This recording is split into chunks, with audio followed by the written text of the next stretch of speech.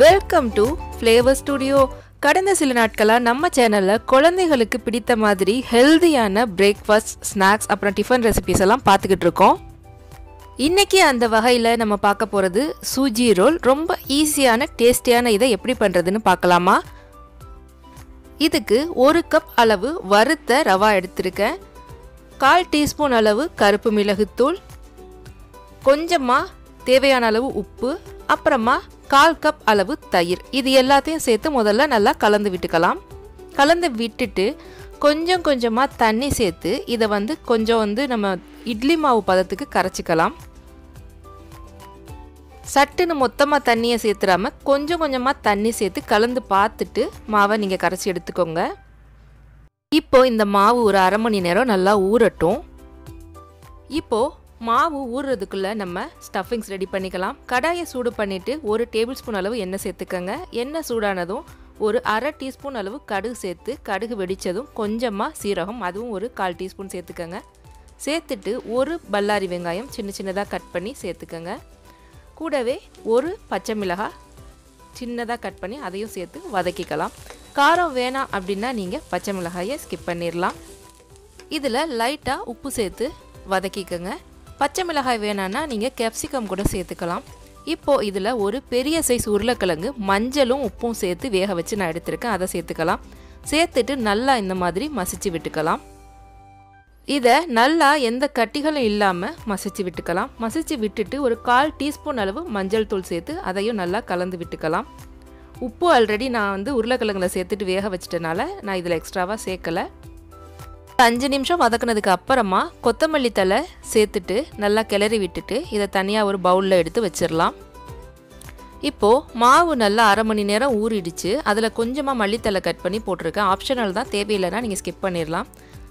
தோசை தவாவை காய வச்சுட்டு ஒரு கரண்டி எடுத்து இந்த மாதிரி தோசை மாதிரி வாத்து எடுத்துக்கோங்க. மாவு நல்லா இந்த மாதிரி திக்கான கன்சிஸ்டன்சியாக இருக்கிற மாதிரி பார்த்துக்கோங்க. அப்போ தான் உங்களுக்கு தவாவில் ஊற்றி தேய்க்கிறதுக்கு வரும் தோசையாக. இப்போ இதில் ஒரு அரை டீஸ்பூன் அளவு நெய் சேர்த்துக்கலாம். நெய் இல்லைனா பட்டர் கூட நீங்கள் சேர்த்துக்கலாம். குழந்தைங்களுக்கு ரொம்ப நல்லது, அந்த வாசனையே சாப்பிட தூண்டும். இப்போ ஒரு சைடு லேசாக வெந்துருச்சு. இப்போ இதை திருப்பி போட்டு வேக விட்டுக்கலாம். இது நார்மல் தோசை மாதிரி பொன்னிறமாக உங்களுக்கு வெந்து வராது. லைட்டாக உங்களுக்கு வெள்ளை கலரில் தான் இருக்கும். இது கலர்ஃபுல்லாக வேணும் அப்படின்னா நீங்கள் மாவில் கொஞ்சமாக மஞ்சள் தூள் கூட சேர்த்துக்கலாம். இப்போ வெந்துருச்சு. இதை தனியாக ஒரு பிளேட்டில் எடுத்து வச்சுக்கலாம். இதே மாதிரி மற்ற தோசைகளையும் வாத்து எடுத்துட்டு நம்ம ரெடி பண்ணி வச்சுருக்க உருளைக்கிழங்கு மசாலாவை அதில் இந்த மாதிரி நல்லா தின் லேயராக ஸ்ப்ரெட் பண்ணிக்கலாம்.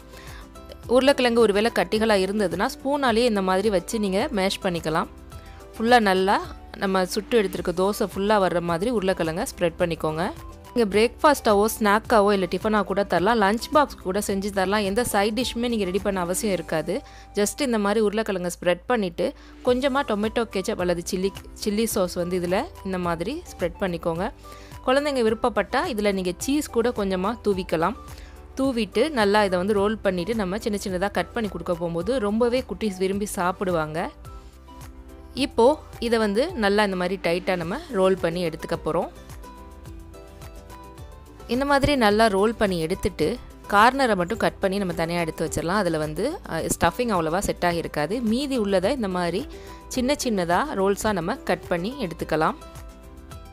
இந்த மாதிரி குட்டி குட்டியாக நீங்கள் கட் பண்ணி டிஃபன் பாக்ஸில் வச்சு தரப்போகும்போது குழந்தைங்களுக்கும் சாப்பிட ஈஸியாக இருக்கும். இதுக்கு தொட்டுக்கவும் எதுவும் அவசியம் இருக்காது. அப்படியே அவங்க சாப்பிட்றலாம்.